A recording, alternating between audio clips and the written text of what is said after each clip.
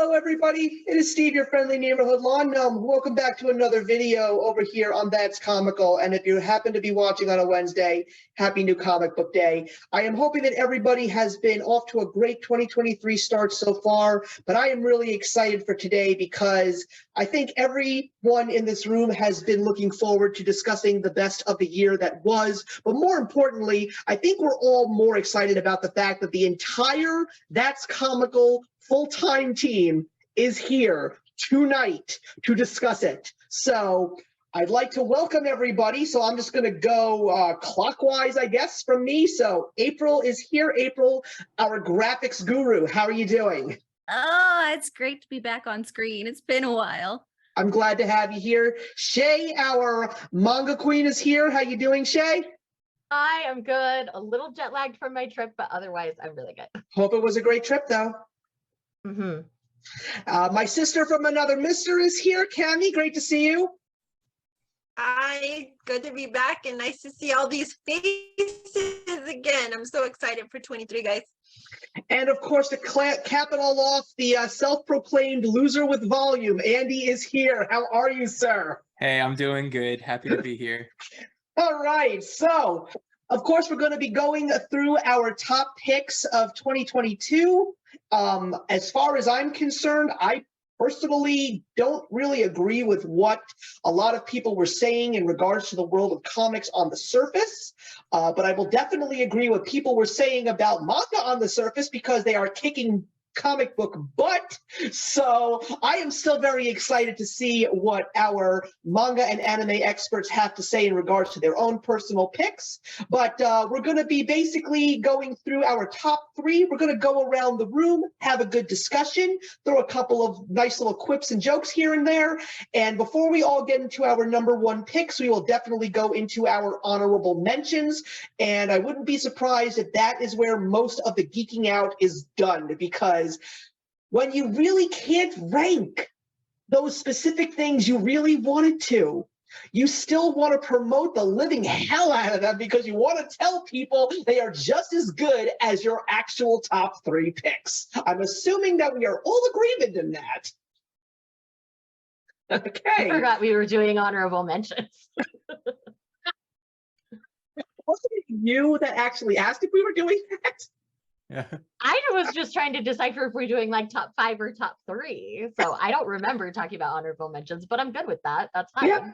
But the most important thing is I'm hoping that everyone out there watching us when this video goes live is good with that. So don't forget to leave a like and a comment because we'd all love to talk to you. Trust me, we're all watching the comments when the videos go up. So we would love to talk to you. We're serious about that. And I know that last year was a little bit of a crazy, weird year for all of us, but let's just say that the word of 2022 for all of us was life. And the second word was happened. So we are still very much here for you all. We have some great stuff in the works. Trust me, we are all now officially having a monthly meeting to discuss our ideas and see where we all are at in our reading adventures. So don't forget to subscribe and hit that notification bell so you're up to date with all of our latest content because it's coming. So I don't want to start doing the picks. I want to start with Andy because as far as I'm concerned, when I look at a clock, I go to the number that is furthest to the left.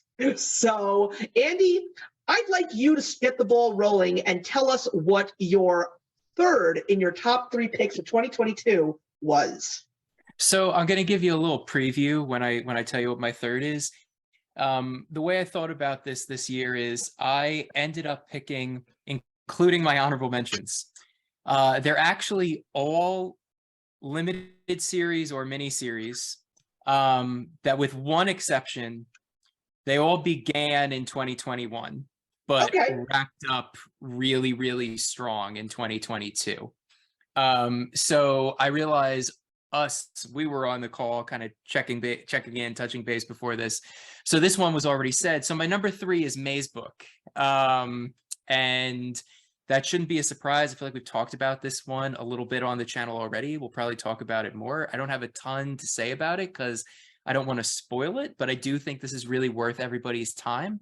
I think it's an incredibly strong piece. It's very emotional. The art is wonderful. The story is wonderful. It's not a very wordy kind of story, but it's one that has a deep emotional impact. And I think, you know, the reason I start by saying these are limited series and mini series I pick from is that that's really what's been impressing me recently. And I think May's book, one of its strengths is it feels to me like the quintessential birth toll mini series.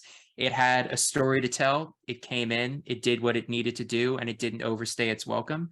Absolutely every issue is well paced, and I can't recommend it enough. So number 3 for me, and that's glowing, but this is my third pick, is May's book. Well, I'm not surprised that Jeff Lemire showed up in your top 3 merely because of the fact that Jeff Lemire is one of the writers / artists that we talked about a great deal in 2022. We even did an entire Creators Notes episode about Jeff Lemire. And I will say that Jeff Lemire had a sick 2022. He just kept cranking out one hit after the other. And I'm glad to see that he's here. And yes, you are correct, Andy. Even though a series begins in a certain year, if it concludes in the next year, then as far as I'm concerned, it totally counts. My attitude is if the first issue or the first 2 issues in a mini series or a maxi series or even an ongoing series starts at the end of one year, but then really gets into the crux of its story in the next year, and as far as I'm concerned, that's the next year's book, not the previous year. And it's one thing you said was something about the storytelling element. Mhm. I really love when a good story switches over and lets the art and all those things do the work for it. Those tend to be stories that I know I personally end up enjoying. So I'm glad you put one in here. Yeah, I think this is one that a lot of people would really enjoy for that exact reason. It really, the emotional weight that the art carries in this one, wonderful. No notes. It's great. Yeah, and it's not just the fact that Jeff Lemire wrote it. Jeff Lemire also did the art, and the art in that book is very, very unique and very whimsical. And it's funny that you also mentioned that, Shay, because one of the few things that I have been discovering that I like a great deal in comic books is I love a good silent issue. I love when the pictures tell the story. One book that is not on this list that actually came out last year was one that I mentioned to a couple of people here. It was an Image book called Step by Bloody Step by Cy Spurrier, and it was an entire 4-issue miniseries entirely driven by the pictures. And it's a very interesting book. I definitely need to reread it, but it was one of the most unique things. And even a couple of issues of Ice Cream Man have been silent issues, and I really enjoyed reading those as well. So that gets to me, and I'm also going to be giving for my number 3 pick of 2022 a book that started in 2021, but only had one of its 4 issues in 2021 and the other 3 in 2022. This is a book that was written by a guy who people in this room know. As a matter of fact, we talked about one of his books just a few weeks ago, and that was Superman Red Son, Mark Miller. So he did something truly amazing for Image Comics. He wrote King of Spies. King of Spies is, imagine if you will, James Bond, particularly Pierce Brosnan's version of James Bond. And he's retired. And he looks back at his life and he says, I don't like what I did with my life. I made a lot of mistakes and I let a lot of bad people go free. So now, knowing that he's literally going to be dying, he basically goes on a murderous rampage to right all of his wrongs. And the 2 words that can best describe this book, bloody fantastic. It is action-packed. It is never a dull moment. And the reason why there was so much hype around this book is because apparently it's been greenlit to become a television series or a movie or something like that. I don't know what streaming service took it, but apparently that's one of the driving forces that brings comic values up. It's like, which streaming service bought the rights to this book to turn it into a series or a movie? So King of Spies was so much fun, and that's what I get out of my stories. I want to have fun, whether it's serious fun, whether it's absolute stupid fun. Just give me something that's gonna entertain me. And that is why King of Spies was my number 3. I highly, highly recommend it. And the art in this book is incredibly detailed. It is so dynamic. It is really action in motion. You feel the action while you're reading it. Highly recommend it. All right, April, you're up. Okay, so 2022 was an interesting reading year for me. So I was mostly picking up things that I had some kind of like emotional connection to, or I just needed something to like fill my soul in some kind of way. So the third ranked, I don't know how to say that, of that is I binged all of Lore Olympus up to date. And this just made my heart happy in so many different ways. So this is a webtoons. I love Lore Olympus so much. It's a Hades and Persephone's retelling, and the color scheme is my aesthetic, period.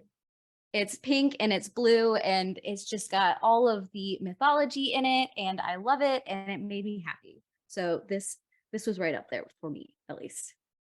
Yep, books gotta make you And it happy. is definitely like peak Hades and Persephone. If you're a Hades and Persephone person, Lore Olympus is where it's at. Their dynamic is just right, where you can believe he would like murder the world for her, but she would do the same for him. Like, it's such a good balance. Like, Right. oh, And you can tell so, that the so good. author did a lot of research into the mythos of all of these gods and wove it in a way that made sense for each personal one, and how chaotic all of their storylines usually are, but it just kind of comes together in a way that makes sense. That's I'm awesome. really excited to see that because my wife bought that on a whim and it's in my living room right now, and she really liked it. So I was considering. Gosh, at least flip through and look at the art, because I know the so I know the art, but I'd like to actually read it, and so it's very exciting to just weirdly have that appear before me on this call right now. Is that a future must be read episode I smell? Oh heck, I'm in. Let's go. Go for it. Shay, how about you? Okay, so I think people are going to be surprised by my number 3 pick, honestly. I read it in December. Okay. This is one that's been going on for a long time. I just started it this year, but I'm including it in this list anyway because of the way manga series work. I start them when I can, and so it's Jujutsu Kaisen, which is kind of the manga of the moment right now. Jujutsu Kaisen is a story about a young man who ends up, just kind of stepping out of his normal life and somehow interacting with demons and basically becoming part demon. And he now has to go to a special school. It rides that line of like thriller horror a little bit, but not so much that I can't handle it. And I'm pretty baby, so if you like a good like action shonen, this is where it's at. It has some great emotion already woven in the first 3 volumes. So yeah, I would definitely highly recommend it. It's the manga of the moment for a completely legitimate reason. I don't have physical copies right now. I've been reading it digitally, so. That's okay. Your physical copies were not mandatory today. If you had them, you flaunt them, but you didn't have to if you didn't have them. I probably got you covered, Shay. Let me see real quick. So clearly there's a second endorsement This here. is the prequel one that came out. Yeah, but there you go. This was behind me. So yeah, definitely recommend. Definitely going to continue in 2023.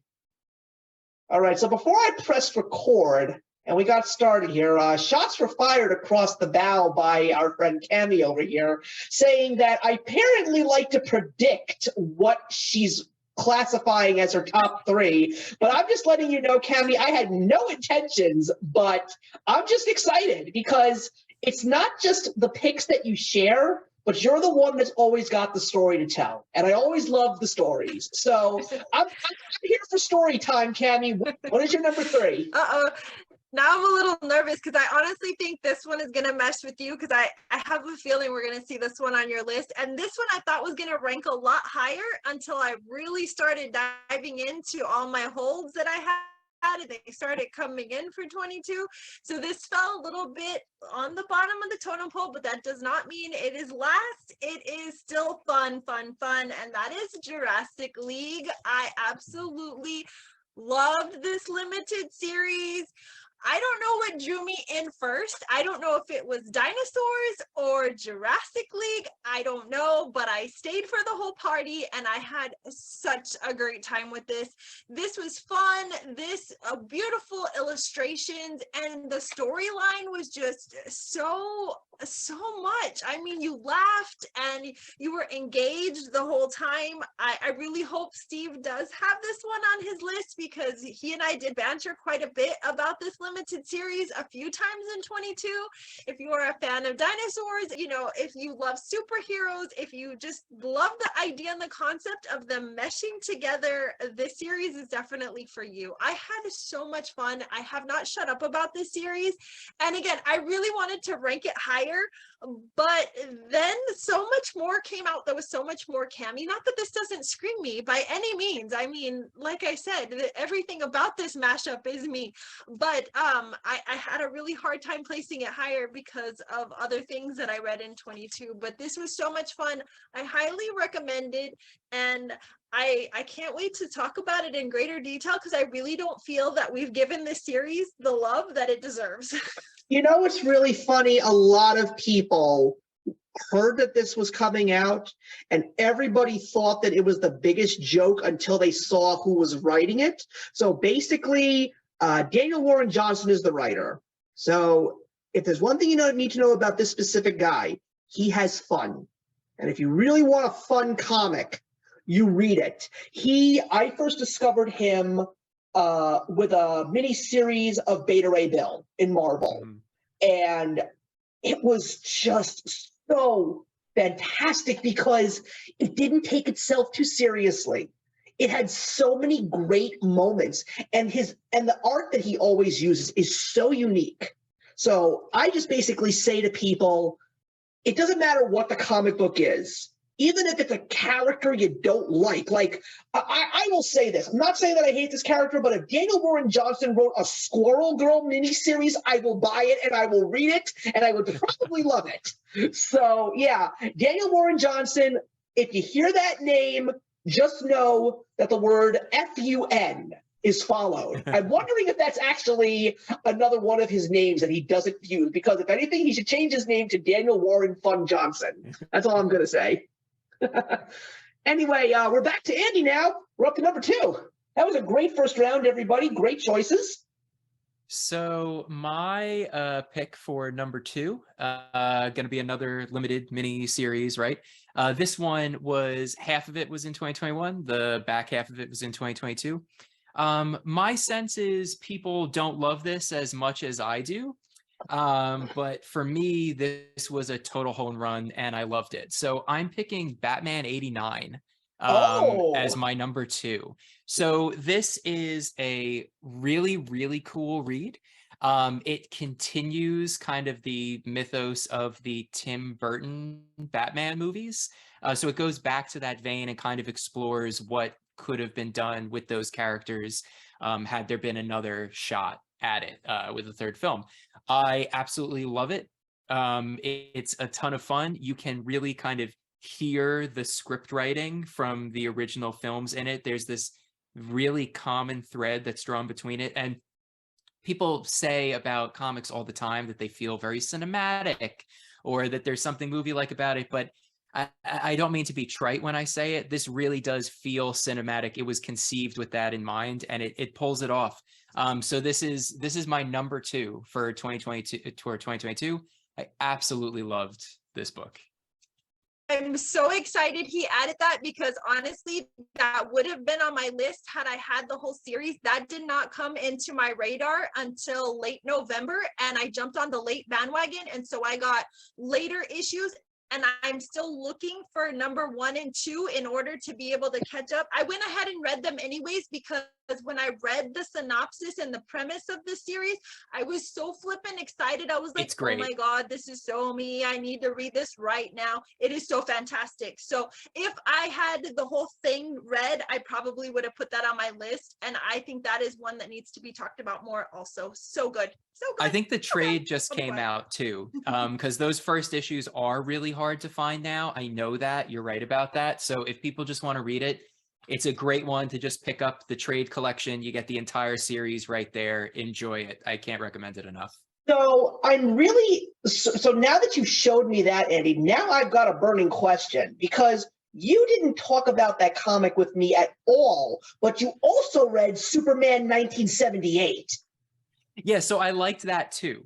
But I definitely liked Batman 89 more because here it is appearing Never on would this have list. known. You never talked about that book with me. I'm shocked. Yeah, no, it's great stuff. But hey, we get a couple surprises at these too, you know. So Yeah, there you go. because the comic book community talked a lot more about Superman 78 more than They Batman did. 89. But That is very true.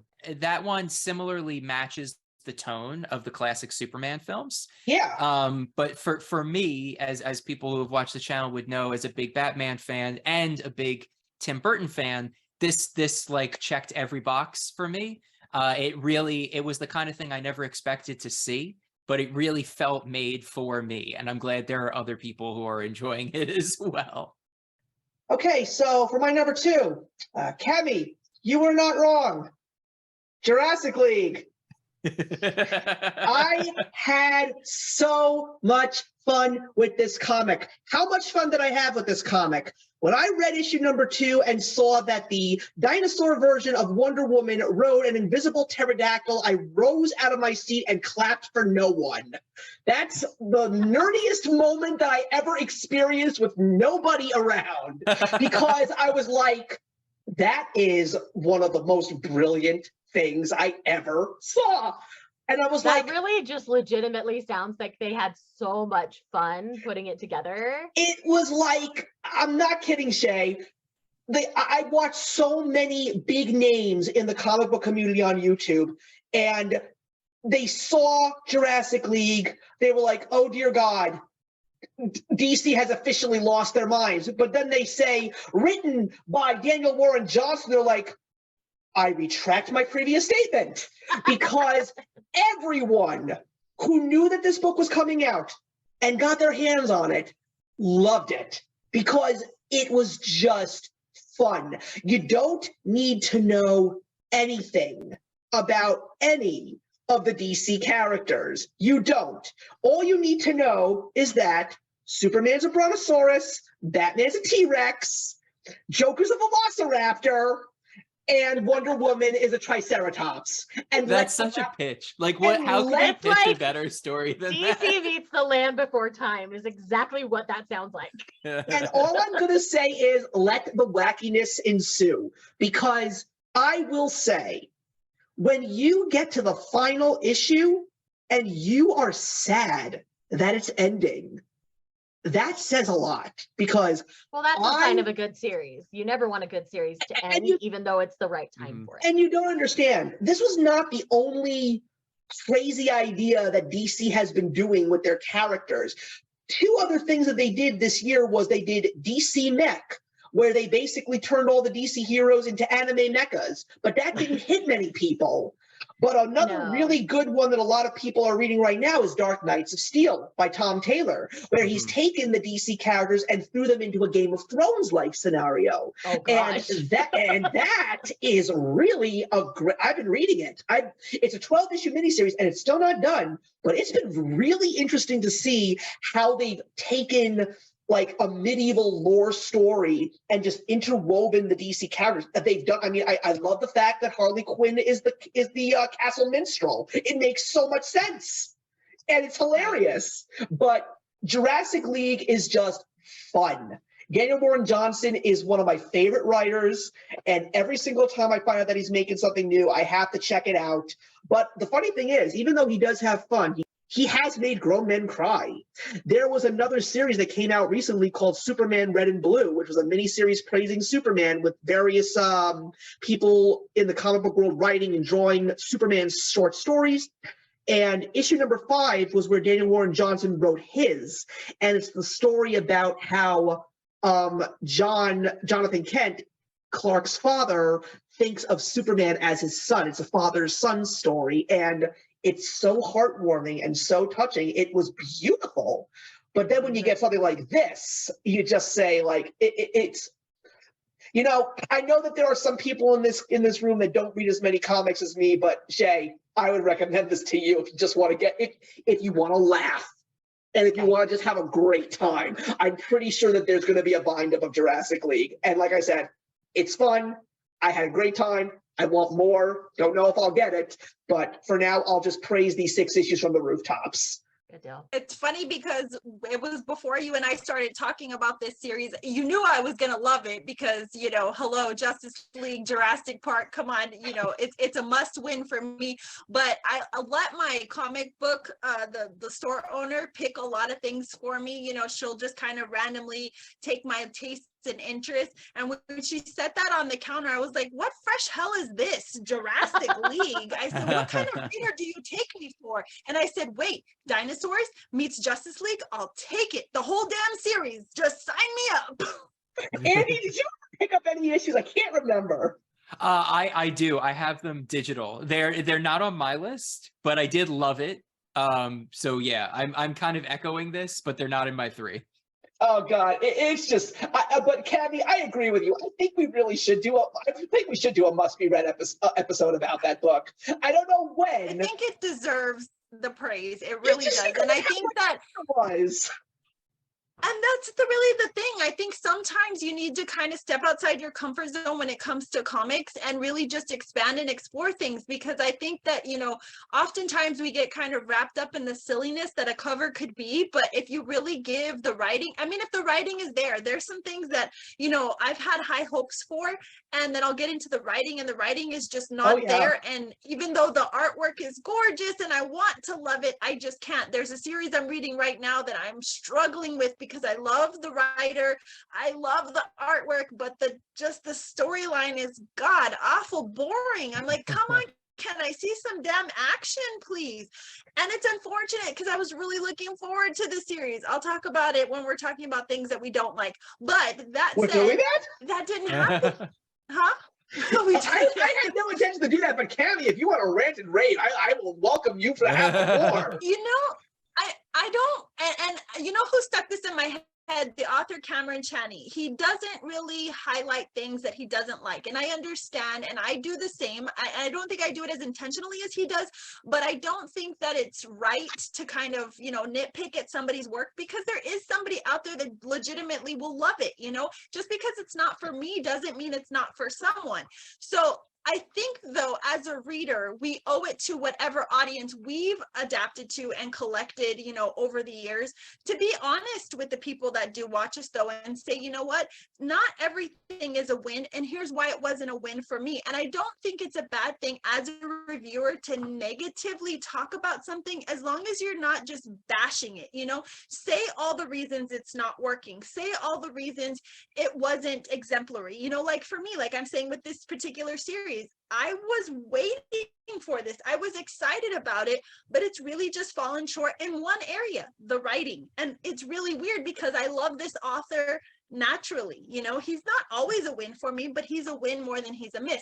So, you know, before I get off on my tangent, I do think it's important sometimes to cover things that kind of fell flat for us, and there's nothing wrong with that. You can still say things about it that you liked and still draw in people. I could not tell you how many times on my channel I have given something, you know, a 3-star review, which is still okay, and people say, you know what, you're giving me all the reasons you hate this, and I want to go read it more because I want to know the why. And I love that. Exactly. I was just gonna say that, like, I have picked up things on people's negative reviews because they're like my favorite things. It's like, okay, I can understand why you didn't like these tropes, but they're my tropes. Give me. Exactly. It's like when the more negative feedback I get for something, the more intrigue I get for it, because I want to voice my own thoughts. And if I really follow in line, then yes, I'll eat my shoe. But if I actually walk out of there saying that, hey, I think you're not so correct on this, that, you know, it makes me feel good. One thing before we get to April, the one thing I did not want to leave out was it wasn't just the story itself with Jurassic League. It was also the excitement of what other villains are going to show up in the story and what dinosaurs are they going to be. And I have to admit, it was just great not just to see these heroes, but to see so many of the legendary villains. Like, my favorite was when Black Manta showed up. I was like, oh my god, that is amazing. Yeah. I'm just happy Batman was my favorite dinosaur. That just set it in stone for me. I was like, yes, double win. All right, April, what was your number 2? Okay, so what you can't see right now is on my lap, I am balancing 2 cats. So if you see me flailing periodically, that's probably why. But it's also the reason that my number 2 pick is Cat Gamer. I I love know Cat she Gamer knows about so this one. much. So this is a manga about a gamer girl who picks up a cat one day, not really on her choice, but then has to figure out how to take care of a cat. And she kind of gamifies it in little ways, but it's just her growing to learn to care about something other than herself. And it's just so cute and so adorable. And it just another one of those like self-care kind of reads that just filled me up in a way I needed at the time. Honestly, it is the perfect thing for nerds because this woman literally shows up to work on time, does her work as fast as she possibly can to get out on time so that she never has to do overtime because she wants to go home and game. And then she's sitting there doing her work one day. They bring in this stray from the garage that the security guy found, and she's like, I'll take it. And everybody's like, what? And so now she has to figure out life with a cat, and she doesn't take a lot of things into consideration in making the decision. It's so good. April, I don't actually know this one. How many volumes is that? There's only 2 There's- out right now. yeah. Okay. So it's relatively new. Okay, so Yeah. easy to catch up. That's Okay, cool. cool. Oh yeah, that's yeah. that's always a good thing when people. And they're long times in between releases, so you're not gonna like burn out on it fast. Okay. There you go. There you go. Because it's very Awesome. slice of life, very like not too like big heavy plot-ish. It's just kind of her daily life with her cat and figuring it out. For me, when it Yeah. comes to things like manga and anime, slice of life stories are usually my personal favorite. That's why my Yeah. favorite studio. That's why my favorite Studio Ghibli film has always been Whisper of the Heart. Mm-hmm. I love Whispers of the Heart. Such a great movie. Such a great movie. It's the way this woman compares taking care of this cat to different like gaming aspects, so like leveling up and all those kind of things. It's hilarious. And I It really relate is. on various different levels. So That's awesome. Any cat parent or any animal parent will relate. Maybe even real parents. I don't know. Yeah, I don't know if you can actually relate to taking care of a cat as taking care of a baby, but I don't know. Maybe there are some tips in there. Like, always make sure the little one is fed. Yes. After having just raised 2 kittens who are now happily 6 months old, I tell you, there is similarities because I have raised some stepkids and now some kittens. And I tell you, the good Lord put these kittens in my path so I can test my patience. it's so true. Well, I will never be a pet person, but I always have said something about dogs and cats when people who are pet people, I always say, well, here's the way that I look at it. Dogs are pretty much little children because they want attention 24/7. You got to keep them happy. You got to basically take care of them in any way possible. Cats are teenage girls. They'll come to you when they want something. No, they're just broody teenagers, period. Yeah, there you go. There you go. Doesn't need a like gender on it. It's just a broody teenager. At least Fair mine are. enough. Well, I don't know. I don't know because when I was a teenager, I never really went to my parents when I wanted something. I just yelled. Anyway, Shay, what was your number 2? Now I know Cammie read this and she didn't have the same kind of reaction as I did to this series. Oh, I and know that what you're is about to talk about. Kowloon generic Yes. romance. So Yes. Kowloon generic romance is another almost slice of lifestyle series in which we're following this woman. She loves to smoke a cigarette and eat watermelon slices at the same time. It's just this thing that she does. But she lives in the walled city of Kowloon and she works in like a real estate office. There's a guy in the office that she seems to have kind of a history with. We don't really understand in this first volume. And by the time I got to the end of this volume, my jaw literally dropped. I said, what on earth did I just read? Where's the next volume? Give it to me. I need it now. I have read the second volume, which is out as well. And the second volume left me with even more questions. This one is technically tagged as a psychological thriller, and I do believe it's following that trend. There's things going on within the series that you learn in the second volume that make this first volume make so much more sense, but it's so good. Like, I'm obsessed. I try to get as many people as I can to read this series because it is such a mind trip that it is Mind trips so are great. good. I always Super appreciate a cool. good mind trip. The art is just so pretty in this particular one that it's just, I love Jun Miyazuki's art. This is the same mangaka that did a series called After the Rain. It's a 5-volume manga series. That's again, slice of life. If you like slice of life, Jun Miyazuki is great. But yeah, I'm very excited to see where this one's going to continue to go in 2023. Sounds Super great. cool. Yeah. That really sounds great. No, it's seriously so good. Anybody can read it. Like, I know Cammie did not react to it the same way I did. I don't think she loved it quite as much. But I've you been know reading- my faults with it. You know why I had some issue with it. Now, if you're telling me that volume 2 is out, I will pick up volume 2 just to see if some Volume of 2 will those explain things a get lot of resolved. things. My issue was the dynamic of the pairing. I mean, I understand they're co-workers, but there was just a lot of things that just, maybe it was the timing, I don't know, it was just hitting me in all the wrong areas, and I was like, girl, come on now, you're better than this. And I really fell in love with her. I think she's a very delightful character. Oh, I she's love great. her life. I love her even she's more in the fantastic. second volume. And it introduces like our villain character in the third volume, and he legit creeps me out. It is done so well. Oh my gosh, like I'm obsessed. Okay, the only reason I picked it up was for you, Shay, so we could discuss it. So I will carry on. I will give this my best ditch effort. However, if he continues to irk me, I'm going to slap him and I'm going to waggle my fist at you, but I will carry on. There's a lot of like really cool symbolism throughout the series too. You notice it more in the second volume than in the first, but like it's just there are so many layers to the story. I could go on for hours about this. I won't because we still have so much to get through, but it is so good. Another Well, I future just episode bought a for the digital show. version of it while you were talking. So Tell me your thoughts when you're done. Now I'm happy that Andy's reading it because Andy, you're going to be honest. You're always honest. So now I want your true honesty. It sounds think I'm really lying cool. And then we're going to discuss It this sounds as a really group. cool. Make another episode. Do another episode for the show, Oh, we guys. Come on, we will. need them. We will. Yeah, we're gonna revisit this down the road. I can assure you, because now we're a team on this effort. Oh, God, this is All too right, much fun. so- Tammy, you're number 2. For my number 2, I know that Steve and I also had some banter about this. I definitely do not expect to see this on his radar, but it really stuck with me and I loved it, and that is a Slumber.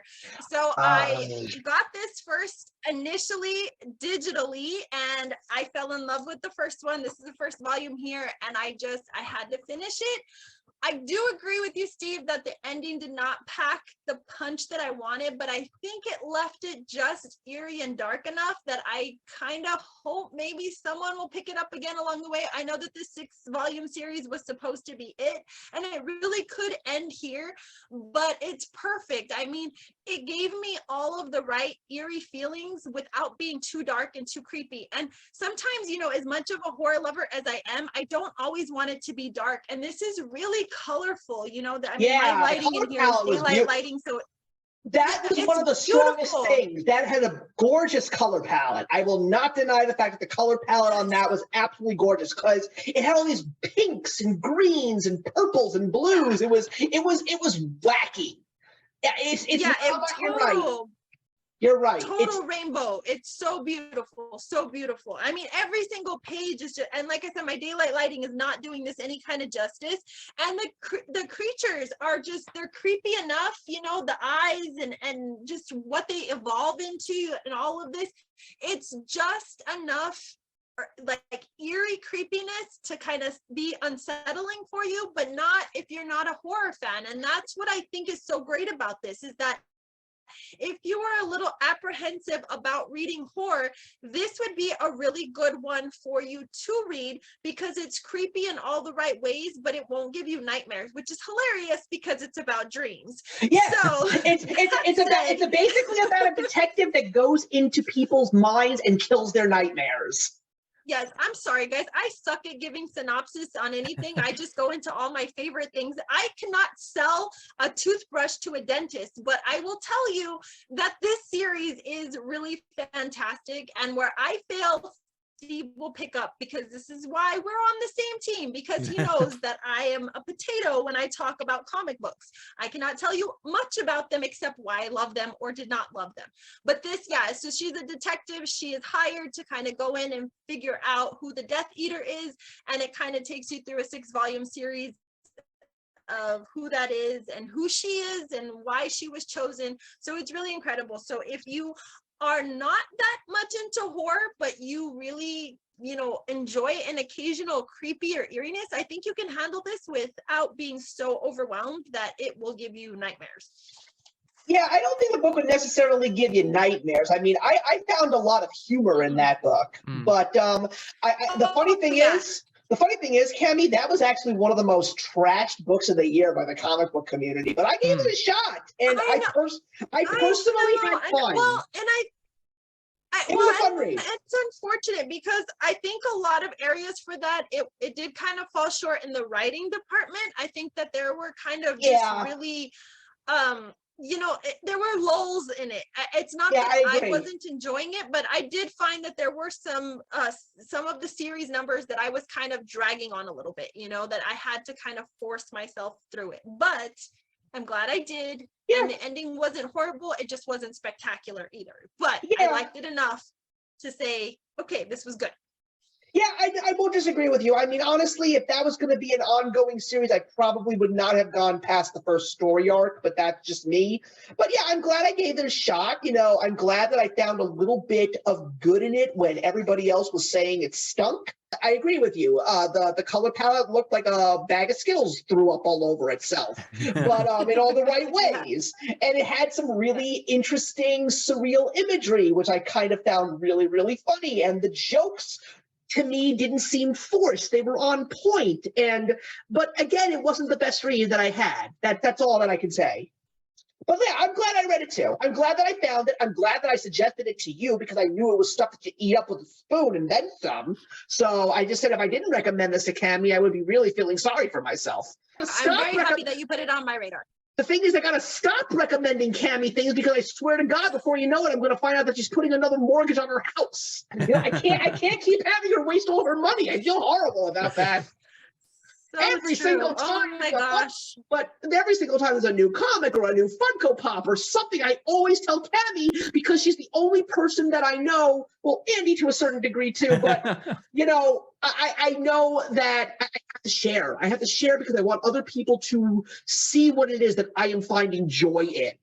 But you know what, Steve? It is through that we are also finding our own joys. And so for that, I think we can all thank you for bringing that to the table and bringing all of us collectively together, because I think that each one of us shares in our joys. And when we share it with each other, I mean, just like, even though I didn't necessarily love volume 1 of Quolan, I still read it and I'll still continue to read it. And that's something I wouldn't have done if it wouldn't have been for Shay. So see, you can find joy in things that aren't necessarily your cup of tea, but they bring value and enjoyment and entertainment to your life. Yes, and when I'm still waiting for you to do a horror manga rec video because that's not my arena. Me too. It will be coming. You guys and April can probably team up and work together because I know April reads some. Cammie, I keep handing you the steering wheel. I want you to drive the car. Hey, the carpet is installed. Get ready, guys. I'm back. Yeah, and the best part is if we all find something that we absolutely hate, we can all come on YouTube and trash it like we did with the Injustice movie. That was fun. Anyway, so we're back to Andy, and before we get into our number ones, we're going to do our honorable mentions. Basically, you could be as quick or as long-winded as you want. Just let everybody know what you still did enjoy, but just didn't make the top 3 cut. So there's 2 for me. And I really, really love both of these. And I could see myself having put both of these into my top 3, which I guess is the point of an honorable mention. Really, the criteria I use to cut both of these is they are, again, short runs. But both of these almost entirely came out in 2021. So for me, I couldn't even call them 2022 books, but they have stuck with me. And when I'm thinking about what were my favorite reads in recent months, these were high on the list. So there's two. One of them is Echolands, which I Yes. absolutely loved. I know we've talked a lot about the art in some of our picks tonight.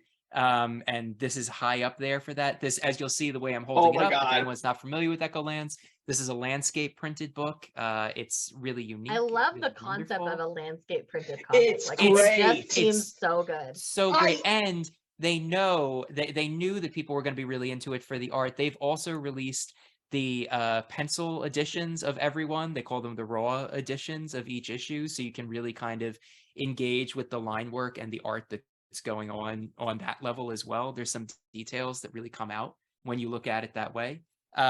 I wouldn't say too much about it other than it reminds me of kind of that pedigree of stories about stories, things like Fables. It reminds me a little bit of a ton of Neil Gaiman stuff, honestly. When I say stories about stories, that's basically where I will leave it in terms of plot. But I absolutely loved Echolands.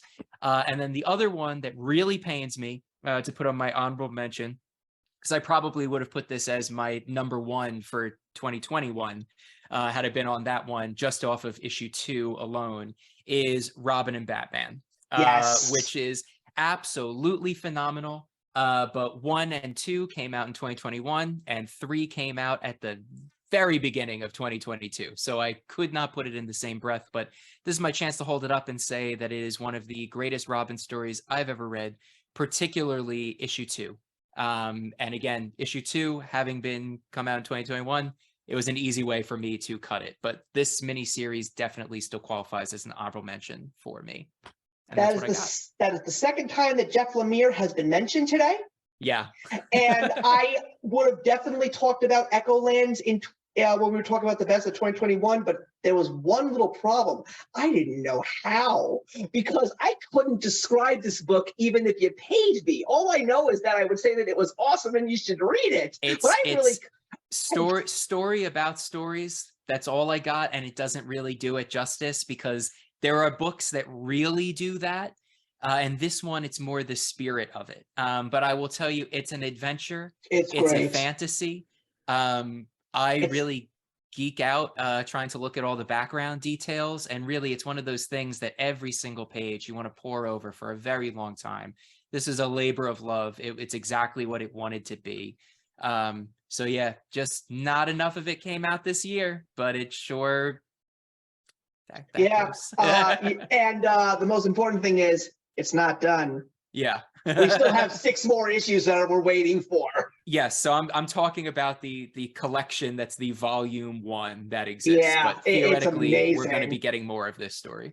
Okay, so I've got 4 honorable mentions. 3 of them did come out this year. They didn't make the cut, but I've got to talk about them. And one of them is a little bit of a weird thing, but it's because of the fact that I love it so much because of what it did for me this year in terms of being a comic book fan, and also because there's just an amazing story that comes with it. So first, I want to talk about the ones that came out this year. The first one is a 3-issue series from Scout Comics. There could be more. She Bites.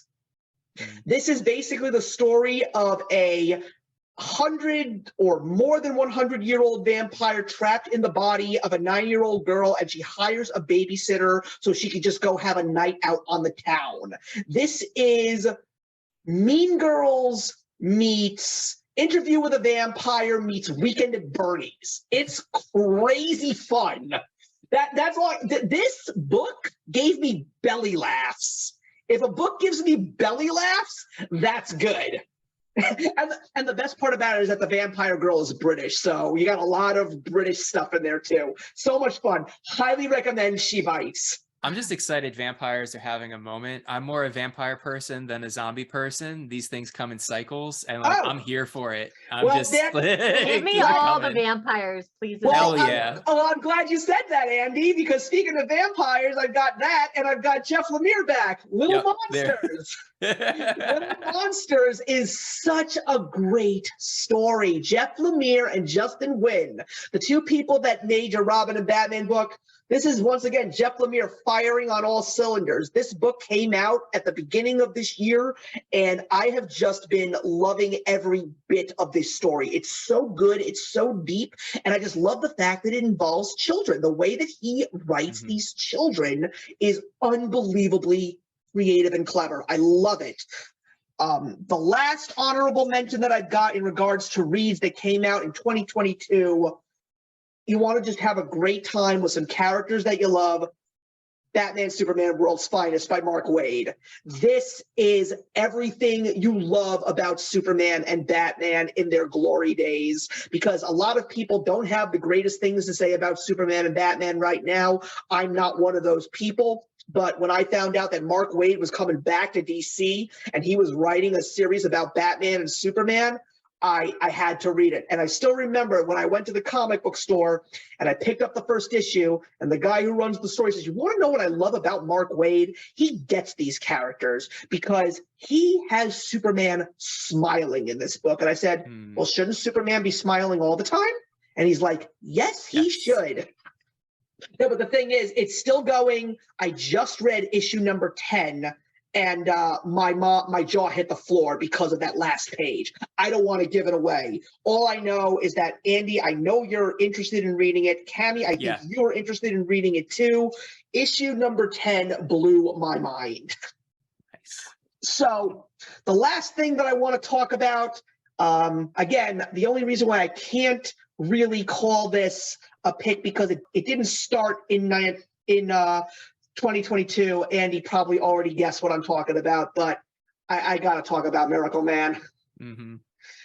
Miracle Man, this book comes with an unbelievable story, and I had to get my hands, I had to hunt this down because this may be my favorite comic book of all time. Basically, this was a character that was created back in the 1950s by a guy named Nick Anglo, and he wrote it because of the fact that they couldn't get any more reprints of old Captain Marvel / Shazam comics because they just stopped the printing. So this guy said, "I'm going to write my own version of Captain Marvel, and I'm going to call him Marvel Man." Eventually, he would become Miracle Man. And long after he retired, he calls a guy, an up-and-coming comic book writer named Alan Moore in 1982 and says, "I want you to continue writing my character."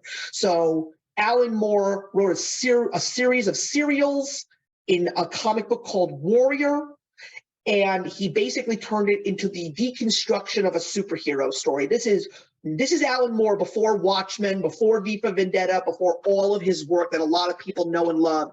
And he was praised for this series that he wrote. And then when he wanted to stop writing, people still wanted more. And this is in the early 1980s, mid-1980s now. And he taps a young up-and-coming writer named Neil Gaiman and says, "You're the only person that I know can do what I have done for this character." So a British company, I completely forgot to, I did mention that this was a British comic book character. And so basically, independent comic book company called Eclipse Comics gets the rights. They remaster all of Alan Moore's work into their own series of comic books. And then Neil Gaiman starts writing his volumes, and he starts his second part of his 3-story arc, 6 issues each: the Golden Age, the Silver Age, and the Dark Age. He writes the whole Golden Age. He writes issues 1 and 2 of the Silver Age, which are Miracle Man's issues 23 and 24. Eclipse Comics goes bankrupt. He never finishes his story. Fast forward almost 30 years later, after lawsuits and whatnot, Marvel finally gets the book. Rewind a little bit. They remaster all of Alan Moore's Miracle Man issues. They remaster the Golden Age Neil Gaiman in 2015, issues 1 through 6. This year in October, we get Miracle Man, the Silver Age, issue number 1, which has already been made. Then they did issue number 2. December of 2022, we get Miracle Man, The Silver Age, issue number 3, the long-awaited continuation of a story that Neil Gaiman started writing almost 30 years ago. So I read the first 2 issues of The Silver Age. I loved them so much. I got the entire 6-issue remaster of The Golden Age. Want to get all of Neil Gaiman's work. People said you got to read the Alan Moore stuff. So I went and got 16 issues of the remaster of the Alan Moore issues. Pardon my French. Holy fuck. This book is unbelievably good. And I am really excited to see Neil Gaiman finish The Silver Age. I am excited to finally see him please all of his fans with The Dark Age. My big question is, because Neil Gaiman pretty much sets himself up in his ways, I'm pretty sure after The Dark Age, he's not going to continue to write it. I'm wondering if it's popular enough through Marvel Comics, because Marvel Comics is disappointing so many people. This is the best thing that Marvel Comics is making right now.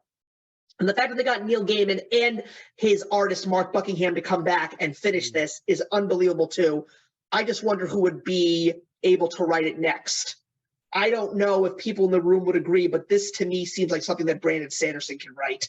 Definitely. And 2023 is going to be an interesting year for seeing how this all goes. Yeah, Miracle Man, it's got my heart. This is my favorite comic book of all time, even though there is an issue that actually shows a baby being born. So, and I did not see my daughter being born. Issue number 9, I'm reading, I'm like, oh, this is actually being shown to me. I'm impressed. Well done, Alan Moore. I know you like to break conventional norms, but my goodness, bravo, sir. Yeah. No, I mean, Alan Moore, Neil Gaiman, like God's writing. How could you not be impressed by this work? And again, I've read Watchmen. I've read a lot of Alan Moore's work, and I think that Miracle Man is his best. Crazy. Yeah, you got to read it. You've got to read this. It's so thought-provoking. It's a cut above. And as someone who wants to read more Neil Gaiman, as someone who has brought Neil Gaiman fans in this room to talk about him, I am now kicking my butt because I didn't mention Miracle Man in that video. I should have. Well, here we are, forgot about 2023. I can't. The road to get here is crazy. I'm so excited to see how this goes. Yeah, and you got to read it, man. You got to read them. I'm done. Sorry for the rant, but I had to get that story out there just because no one's story, judging here. But I'm telling you that story is just something I wish I want to share with so many people because it's so interesting to me. April, what are your honorable mentions? So I only have 2, and I don't have them to hold up because I just don't. But the first one is Punderworld, which is another Hades and Persephone retelling. I didn't want to put 2 on my list, and so Lore Olympus is my all-time favorite. But Punderworld is another one of those stories that I just need issue 2. Like, I need the second trade, like, now. It does justice to the dynamic between Hades and Persephone, and so I really liked it for that. My second one and my last final mention is Nightfall Travelers. It's a manga series about a couple of middle schoolers who meet up one day and then decide that they're going to start investigating like hauntings around town. And they go about it a very scientific way, and they start to explain what these hauntings actually are compared to what people think they are. And you get to see their friendship start to develop through that. And I like it because the atmosphere of both the drawings and the storytelling is very moody, and it's dark but light at the same time. And I just enjoyed watching the dynamic between these 2 girls develop and how they're looking at what a haunting could or could not be. Would you call it a horror story? Or no, not at all. It's more slice of life than horror by far. It's ghost hunting. So it's the same level as like Ghost Hunters that you watch on television, but it's just a couple of middle schoolers doing it instead. So I Yeah. ask No. because I reveal myself, I start scrolling when there's something I haven't heard of. And I'm like, let me look at this. The like previews of some of these pages, some of them are like legitimately creepy, but the characters are like, it's very lighthearted looking. So I Yeah. was just curious.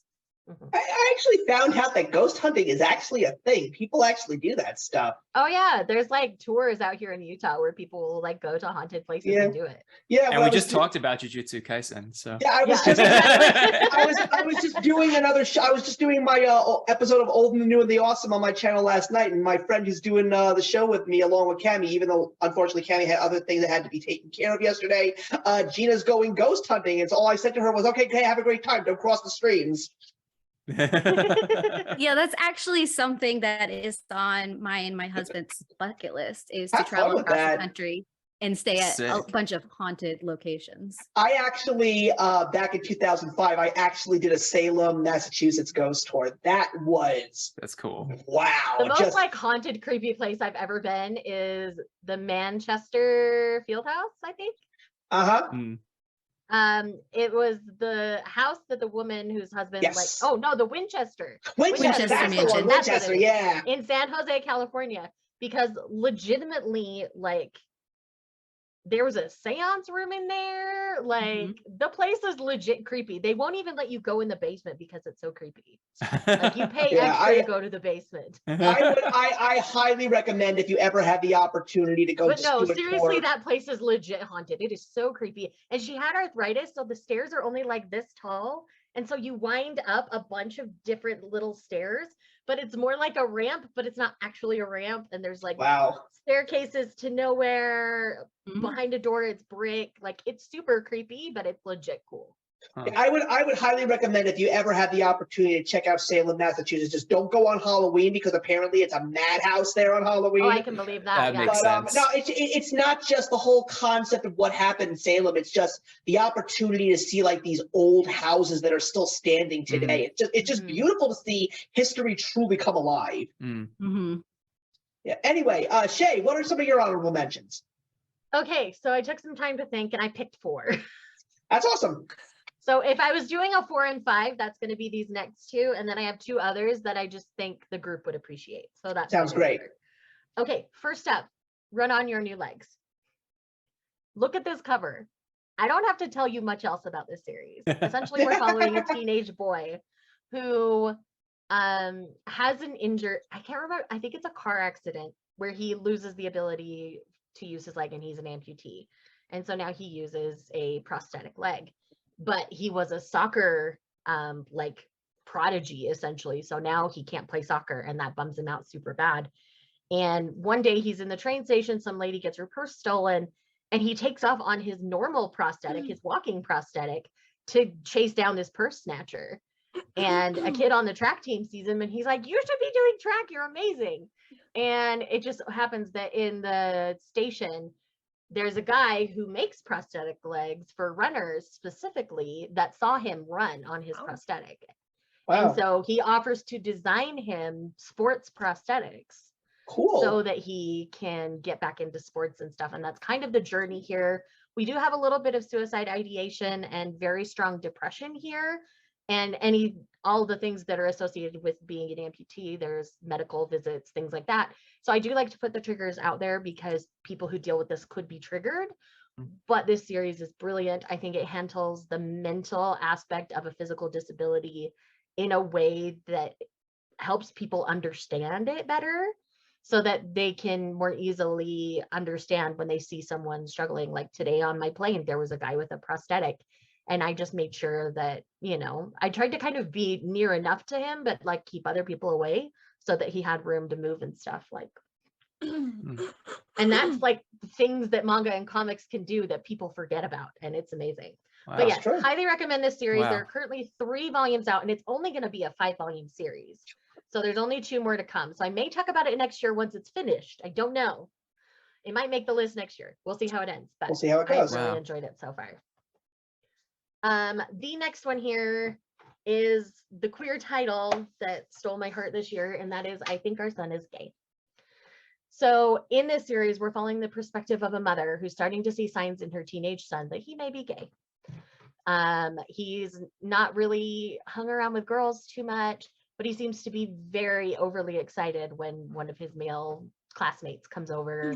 He talks about him a lot in a more romantic way. And so the mom's trying to navigate this while her husband is completely homophobic. So not only is she trying to protect her son from her husband, but she's trying to just protect her son, as most parents feel they need to do when they find out they have a queer kid. And to see her perspective and see her stand up for her son over the course of the series is amazing. Like, I love this mom so much.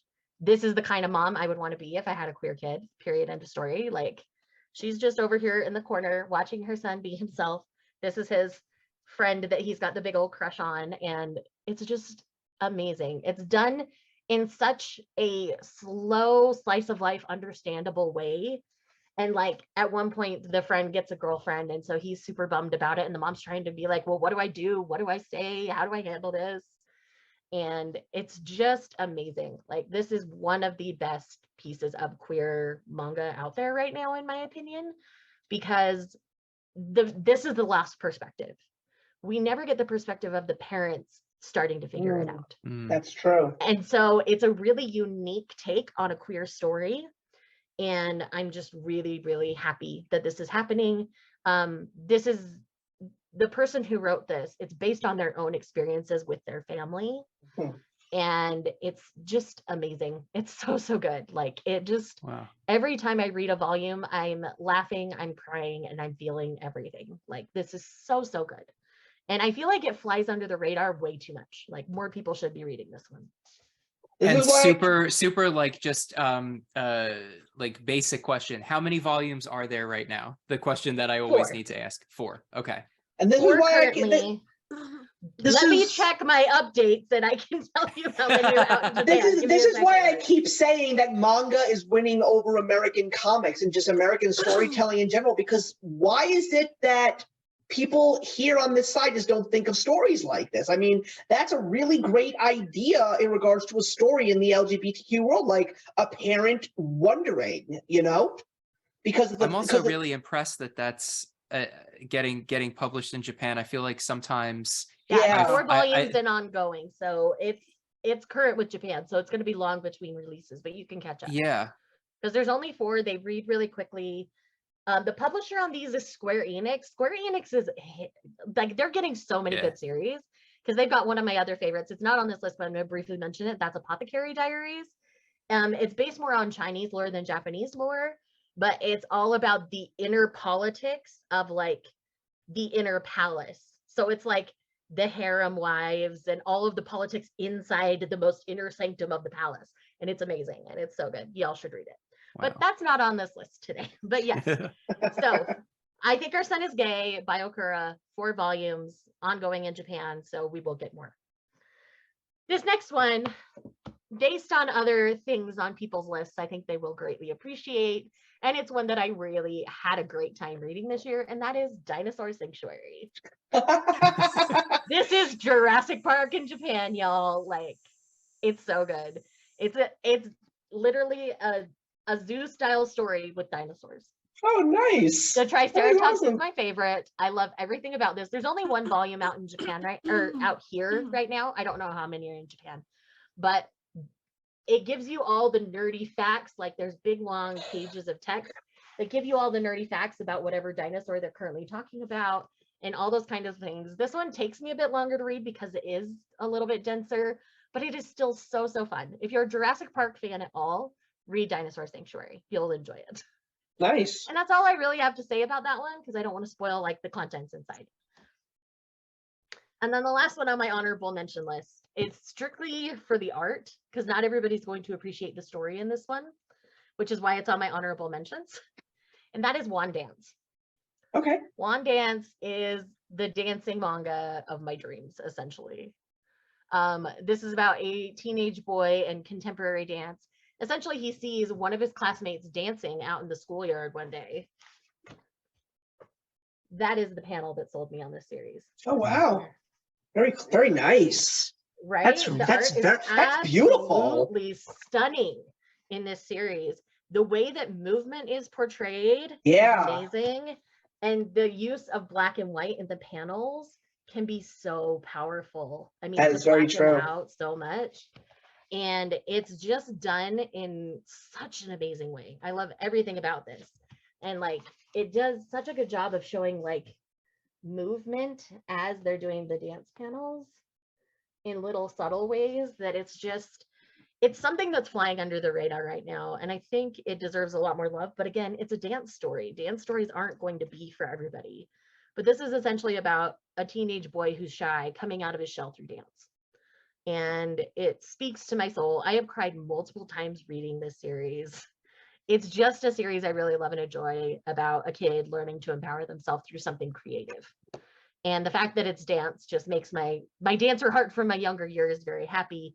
But I just think it's a really great way of learning self-expression in a young age and for a young audience. And it's just, I love it so much. That's the Okay, second those are my thing I honorable bought a mentions. digital copy of while sitting here during this call. Oh, Shay, your magic is working. You actually, yeah. I honestly, April would be hitting too if I didn't already have a copy in the other room. But like, so this, if you're keeping score at home, it's closer than you might think. Well, the Bravo, thing Shay. is, like, I feel like in my manga reading, I tend to read the more unique titles than some creators out there. I'm not just reading every super popular series. I'm reading anything that sounds remotely interesting to me. And I've found some great things that fly under the radar because of that. Camis, your honorable mentions, please. Okay, so I have 4. That wasn't the intent, but I'm going to kind of throw 2 together. So my first 2 that I'm going to talk about is Creepshow, which is currently out in 4 volumes. And then also The Stuff of Nightmares. So Creepshow, of course, is very popular because of the Stephen King adaptation in the 1980s. And then, of course, there was also a movie adaptation. And so this is just a really great homage to, you know, what EC Comics was of the 1950s, which is really what inspired Stephen King to go forward with Creepshow. If you're familiar with EC Comics or you're not, it's basically, you know, 40s and 50s weird comics. You've got suspense, you've got mystery, you've got war, you've got all of the things that really at the time were doing some really incredible things for talking about topics that really weren't being discussed in comic books. So if you go back and you look at the history of EC Comics, you'll see a lot of really incredible storylines that are by nature very dark. And then you also have weird stuff, science, you know, fiction stuff too. So, and to me, all of that kind of really melts together and makes this really incredible pot. Stuff of Nightmares, of course, is R.L. Stein stuff. So if you are a prodigy of the 80s and a kid of the 90s like myself, you are going to love this because this is all that R.L. Stein is. I mean, and continues to be. He never ceases to impress me. You know, he's always writing and he's always coming up with these really fun stories. And so if you like Goosebumps, if you like Fear Street, if you like all of the things, plus you like comics like, you know, the EC Comics that I was just referencing, weird, macabre, then this would be another great series for you to read. They didn't make my top 3 simply because I think sometimes it's expected of me to pick all horror things, and I like to kind of throw people off sometimes, but it would be, you know, a miss for me not to say that I did love those 2 series, and I will continue on with them into this year. My third honorable mention, I think that for me, this is kind of spot on just because I'm such a nostalgia junkie. You guys know this from anything from Disney to pop culture. And I stumbled across this and I had mentioned it to Steve and he's like, oh, I'm glad you picked it up because it kind of takes off or it starts where the show let off. And that is Disney's Gargoyles. So if you are a fan of Gargoyles, you will love this. You'll have all the familiar faces and then some new faces. The storyline is just very fast paced. This is adventure filled and it will give you all of the feels of yesteryear. So I'm not one to normally gravitate to cartoons like Disney stuff in comics, but I think I will now. But that's the Boom Studios book, right? Yeah, I believe so. Because right now, as far as I No, I'm sorry. This one's Dynamite Comics. My mistake, yeah, because another big title, I believe, I can't remember if it's from Dynamite or if it's from Boom, but another big, very popular comic right now is the Darkwing Duck series that just recently started. I just picked that up. I kid you not. That's actually what prompted me to pick it up because I love this so much. I mean, I had so much fun with this. Honestly, if you were a fan of the show, you're going to love this because it will take you back, kind of like what you were saying, Steve. This picks up right where you left off and you see all these familiar faces and you just have a good time with this story. It's lighthearted and there's some detective dynamics to it. So it is just, it's really genuinely enjoyable and it's beautiful artwork. I mean, you can never go wrong with the Disney label when it comes to animation. I'm glad you love it. And this one hit me like, yeah, and I will definitely carry on with it as long as it runs. This one hit me like a ton of bricks in November. I'm sorry, in December, I apologize. In November, as you all know, we did lose Jason David Frank, and that hurt my soul to the core. I am still very, very sad about that. It really, I think, it stopped a lot of us 90s kids in our tracks because we weren't ready for that one.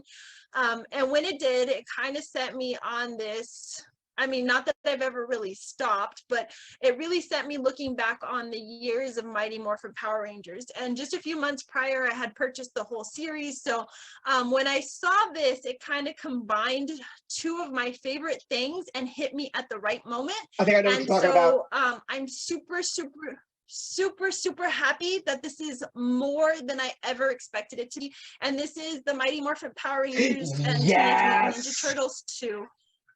Yes. Holy goodness, guys, this is magic on page. So a couple of years ago, I want to say it was late 2019, it might have even been mid 2019, early 2020, but I'm thinking it was 2019, thinking back. I had picked up a Mighty Morphin Power Rangers comic book. It was a graphic novel.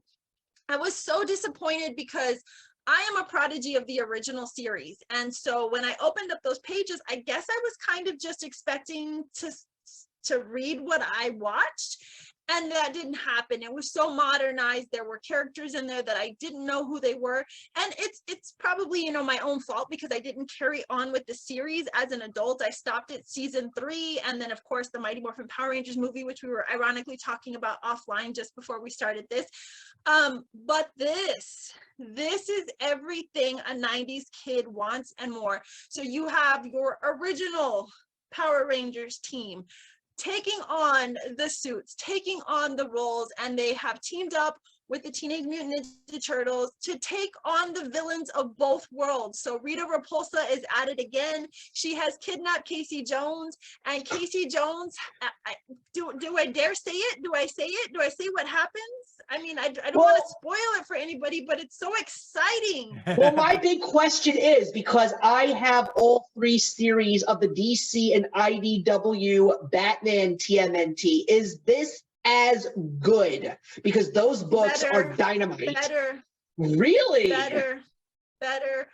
He said Power Rangers, so it's gotta be better.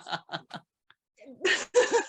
And you know my love for Batman and Teenage Mutant Ninja Turtles as a team up, but this and like I said, maybe it just hit me in all the feels at the right moment because I was just so desperate to latch on to every last ounce of Jason David Frank. But to see this story unfold and to see it be true to what we love and to see the storyline, and the artwork is fun and the storyline is just smashing, and there's new characters but they're mashed up with old characters, and it's, oh my god, guys, if I can recommend something anymore, it's this. I cannot wait. This is by Boom Studios. I love your nostalgia trip. It just makes my heart happy. Yeah. See, this is why she's here, because she's the only one that can do this. I'm passionate, but not like her. She brings the fire. She does. I'm telling you guys, when I lay into something, I am just a firecracker, and I bleed for Power Rangers. I bleed for the Turtles. Hell, I got a Teenage Mutant Ninja Turtle TV behind me. You guys know I'm here for the TMNT. And when they met up with the Power Rangers, it was like magic on pages. So yes, guys, I am here for this. I am telling you, if you love either one or both, please pick this up, support this. Again, Boom Studios, IDW, it is amazing. So yes, I love it so much. I am. Yeah, I mean, I know that April, you read some of those. You're reading the Ryan Parrott books at the moment. Not at the moment, but I heard he's doing a great job with the Power Rangers over at Boom. Yeah, I need to pick those up because I keep seeing them and I keep wanting to. It's just like I said, last year was weird for me. Yeah, because I mean, I read the first story arc of one of the books that he's written for Image Comics recently, Rogue Sun. I didn't continue after the first story arc, but I loved it. I thought Rogue Sun 1 through 6 was a great read. It was such an interesting idea. Like, what if a bully becomes a superhero? You know, it's just a really interesting idea. And speaking of Ninja Turtles, Cammy, I am not going to show you the new item from Loungefly because I do not want you to spend the kind of money that do you really want me to tell you what I saw? Are you talking about the backpack where the headlights light up? Yes, the party wagon headlight from the Loungefly backpack. Yeah, but however, I will say, although I don't think I'll be investing in that because it's pricey, I do think I'm going to get the wallet though, because I do love the wallet, and the wallet is affordable. But yes, I love that backpack. That backpack screams 90s. It's so fantastic. I see every so beautiful. Every single time I see Loungefly backpacks, so many things. Like, I love that company, but I'm like, I can't spend money on backpacks like that. I bought one on my trip. I can't do it. I can't do it. They had a Kia backpack. I know. I had to. But that's and then I got my husband a mug that says "Sit Boy" in it. But again, that's Funko. It's a Funko product, so you're not expecting anything worse than that. Okay. Anyway, Andy, what was your #1 pick of 2022? My #1 pick of 2022 is the only limited series that started in 2022 and ended in 2022, which I'm going to be talking about. I don't know if Steve knows I like this as much as I did. I hate that the way I've been talking about stories is by comparison, because I think part of the reason I've loved everything I've suggested is that I think that they're really original. But the easiest way for me to talk about what makes this one great is to make some comparisons. So if you love classic 80s Jim Henson. Stop! Let's kill two birds with one stone. I wasn't sure if that's where this was going or not. Oh God, Twig by Scotty Young. Oh, Andy, just continue. So Twig is an incredibly imaginative and so it's okay. Incredibly imaginative. 3 out of 5 of us chose the same thing. Is that what I'm seeing here? I'm shocked. Cabby, was that your #1? Oh, that wasn't your #1. Okay. Oh, okay. That it's already weird enough that me and Steve have the same one. But okay. So what I really want to say about this one, and my focus in talking about it, because Steve might have a different perspective, I am a big fan of world building. And the thing that I loved about Twig was its willingness to show, not tell, with incredibly important things. And every single panel had interesting background details that made me think I'd be willing to read an entire issue about just what is going on in the background of this panel. Certainly, by the time I come to the end of it, and I will not talk about the plot in detail because I really want people to read this, you could naturally come away thinking I'd love to read about the thing that was so intertwined with all of this that was not the focus. But the beauty of this, and I think the way that it so artfully draws out those themes of the stories in the background, is this is a story about the background. That's all I will really say about that. But I cannot recommend Twig enough. I had no idea I was going to like it as much as I did when I went into it. Is it only the one issue? Here we are. I'm sorry, it's say that 5 again? issues. 5. There's 5 issues. 5 issues. But as I Hopefully was saying, more. I would read an issue about anything that goes on in a background of any one of the panels in Twig. I'm very excited for Twig to return. Yes, because he will whether be. it's Twig himself, itself, I forget their self. Whatever they decide to do with this universe, I am on board. Twig is my #1 read of 2022. So Twig is my #1 read as well. Scotty Young is one of the most awesome I didn't know you artists. liked it that much. It's dude, so funny. I That's so raved exciting. about this. But the funny thing is the story that goes with this book, because this is the comic book that almost didn't get bought. Mm-hmm. I was on the fence when I heard about this one coming out in the early portion of 2022. But when I watched some of the people in the comic book community suddenly put this like on their top 10s, and someone said it best, I opened up this book and I feel like I just stepped into Fraggle Rock. I was like, there you go, I'm sold. Basically, the only person who could have written this comic book better was Jim Henson himself. This is Jim Henson derived, I can tell. Like he said, Andy, the world building is phenomenal. The characters are adorable. The sense of humor in this book, I mean, I swear to God, some of the things that Twig's sidekick says are things to me that Boober said in Fraggle Rock. That's what I got. Like, it's got such a great sense of story, a great sense of self, a great sense of humor. I mean, oh my goodness, if you take a look at this cover and you look at this mountain, all I can think of is the trash heap from Fraggle Rock. I swear to God. And it's an adorable little hero's journey. And it's amazing how, you know, this small, adorable creature gets into all of these crazy situations. Like, I think the last time I read something that had the imagery that it had was probably The Max by Sam Keith, because it's very surreal, very interesting. But when you read this book, you're happy. You smile because it's fun and it's enjoyable, and it's got everything that you want that makes a great story. This is a book that you can actually read with a child. Mm-hmm. That's why.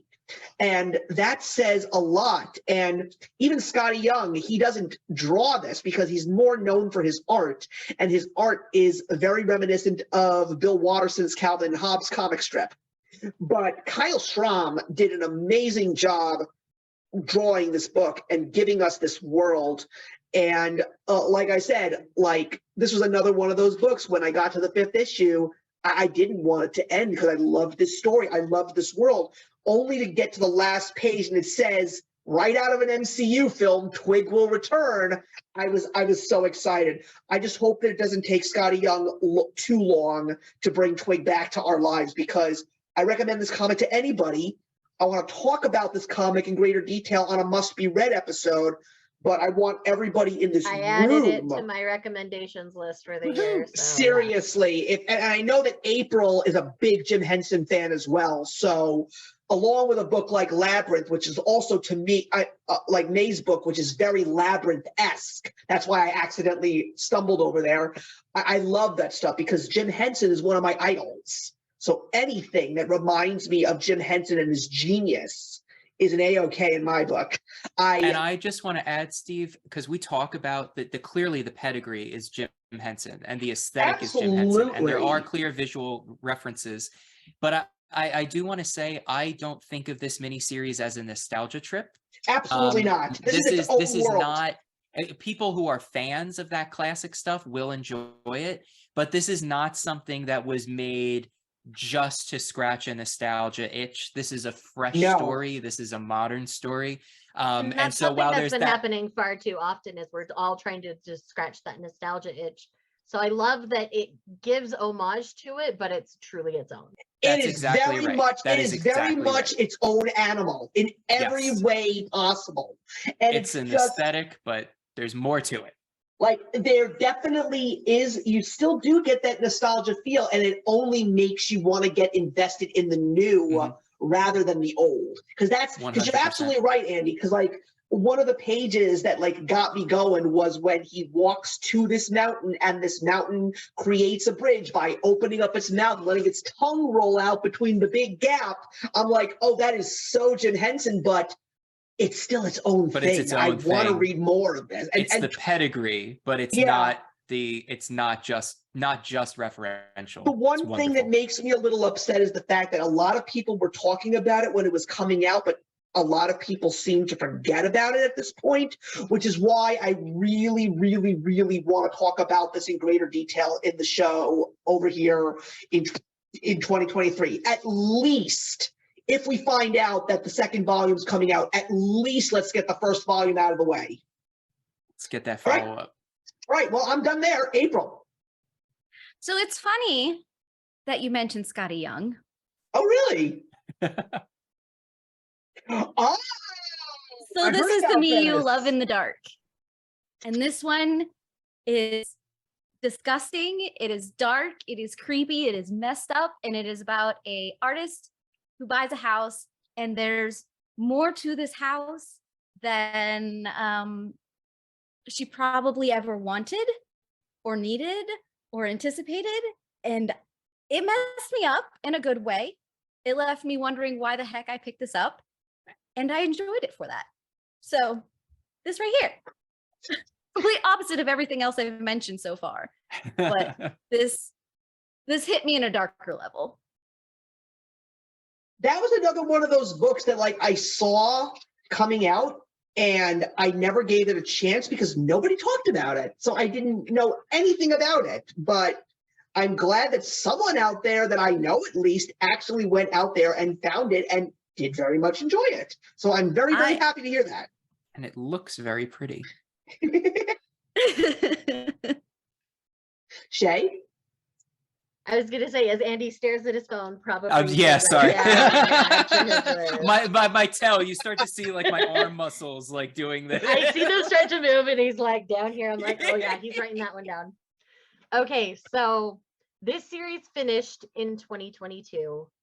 It has become my current favorite finished manga series. And I've finished some great things like Haikyuu, Full Metal Alchemist. But for me and my personal brand, this is it. Until one of my other long-running favorites decides to finish, probably. There's only one, maybe two, that could dethrone it at this point. And that is Sacrificial Princess and the King of Beasts. April knows I talk about this all the time. So in this story, we're following a young woman named Seraphi. Seraphi has been raised her entire life to be sacrificed to the King of Beasts. And so she shows up at the castle. She's accepted her fate because she's been told since she was tiny that that's what she was there for, by her own human parents, because there's a contract between the Beast Kingdom and the Human Kingdom that a human sacrifice is sent every so often, or there's a ritual done. When the ritual's happening, Seraphi learns a secret of the King of Beasts. I'm going to leave that secret nameless for now. And on the other side of learning that secret and on the other side of the ritual, she survives the ritual. And the King of Beasts, now named Leo by Seraphi, decides to take Seraphi as his bride instead of sacrificing her. And so it's all about the politics of the King of Beasts choosing a human sacrifice as his bride. She has to prove herself at his side. He has to let her do things and not do everything for her, even though she seems small and weak. And this just so shows about inner strength so much, and self-love, and how accepting love from another person can embolden and strengthen you to do the hard things that you toss off in life and don't want to deal with. And these two have a beautiful partnership. I really love the journey of the series. The side characters are just as fleshed out and just as lovable as your main duo, sometimes more so. She gets a little friend. Her name's Amit. She's a crocodile beast and she's a princess, and I love her. She has this crush on this other guy in the castle, and like, it's the cutest thing ever. I just ship them forever. And yes, this is everything. This is politics. This is a little bit of romance. This is fantasy adventure. And I just had the best time with this series. It's a 15-volume series. It is complete. We're getting no more. And the story arcs that these characters go through really flesh them out, and they grow a lot between volume 1 and volume 15. And it's just so good. Like, I could fangirl about this forever. I'm not going to, because there's other people here, but we've already been going for like an hour and a half, almost 2 hours. So I'm not going to keep going, but I have dedicated videos on my channel about this series and finishing this series. Like, I did a members exclusive vlog on my channel reading the last two volumes, because I knew I was going to fall apart, and I cried so hard in those vlogs. It's not even funny. But this series is amazing. I laughed, I cried, I felt everything I possibly could. There were characters I hated, characters I loved.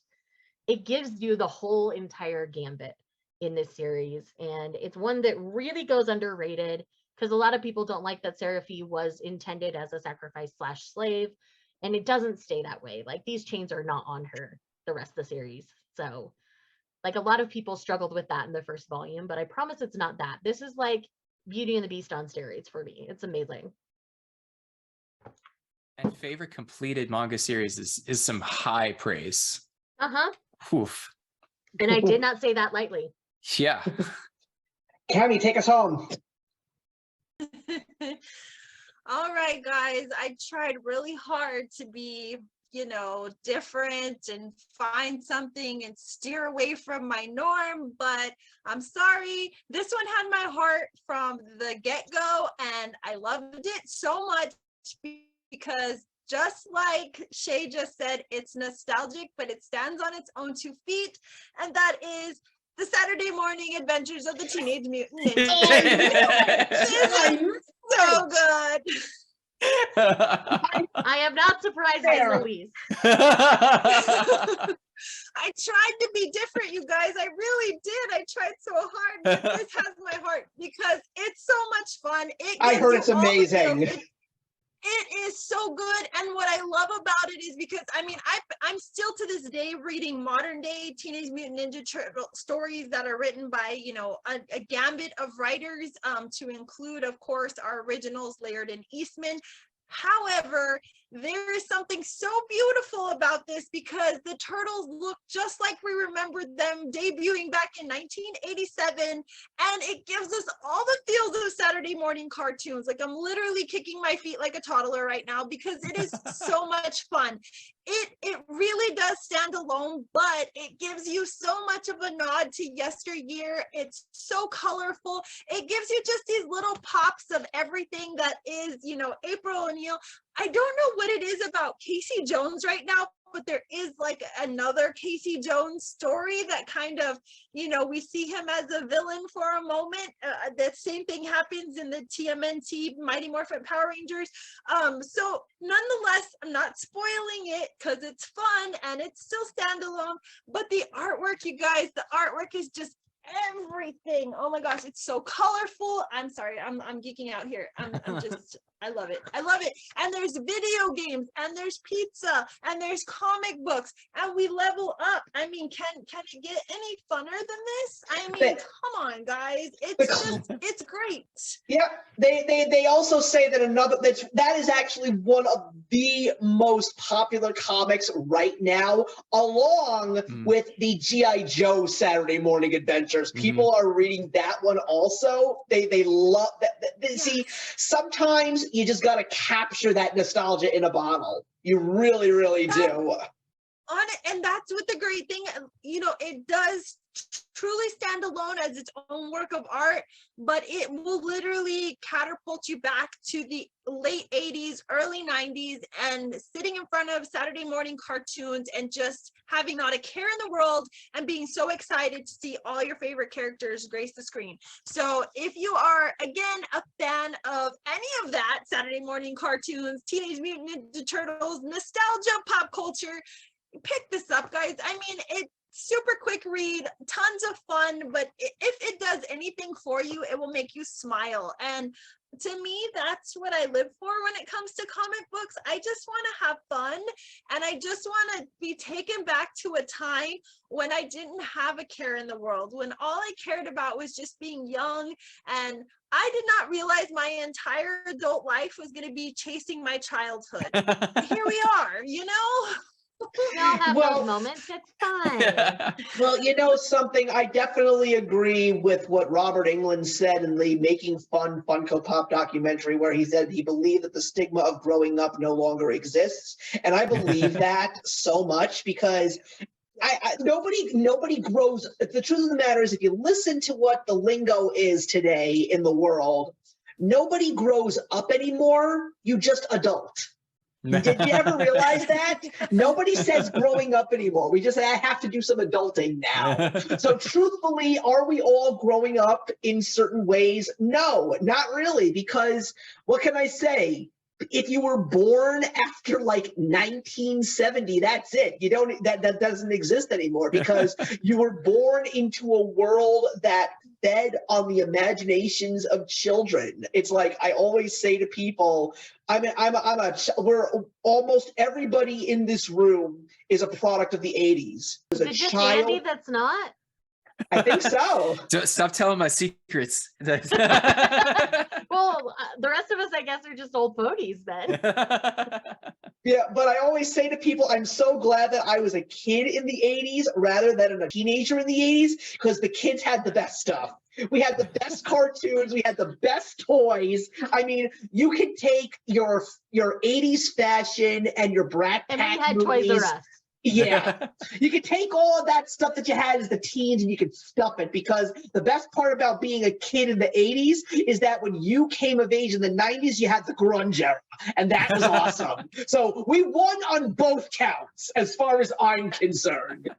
So yeah, I love the fact that we are now going into a world where people who are going into their 50s right now and even into their 60s are people that actually played Super Mario Brothers, and I wouldn't be surprised if they're still playing Super Mario Brothers on their old 8-bit NES, which would be no surprise to me whatsoever. But that's the thing. No, that's why I buy BoobTube TVs, so I can play those retro video games, you know, just saying. Hey, Andy, what did you and me do on my 41st birthday? We played Shredder's Revenge. We played Shredder's Revenge in this very room, and your wife was sitting there, and my wife was playing with us, and my daughter was just looking at this saying, what the hell is going on here? I'm only 3 months old. I don't understand anything.